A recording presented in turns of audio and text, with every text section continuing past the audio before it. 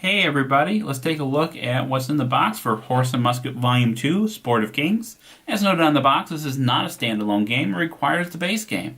As long as you already have the base game, you can get this one, and here we go. So first thing we come across in the box are these cards. And these are cards to remind you of the special scenario rules. I know those are kind of hard to keep track of for people.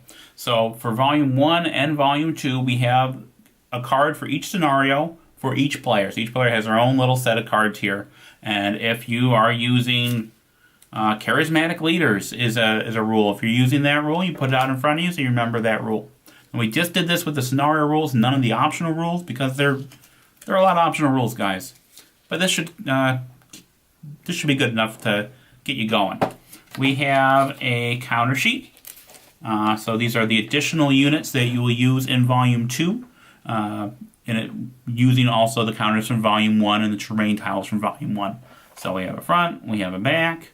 There we go. We have a updated, revised series rulebook, which incorporates all of the feedback we've gotten and all of the changes to the rules that have been made to make it the most compelling game possible. And this is, as far as we know, the final edition of the core base rule set. Hi, Sean. This is the final edition of the core base rule set. If we change it again, Mary's going to hit me with a bat.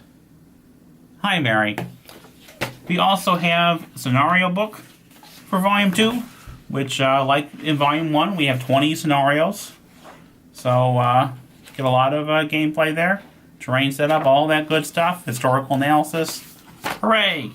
We have a player aid card, 4-page pack. And it has a nice wraparound image there in the center.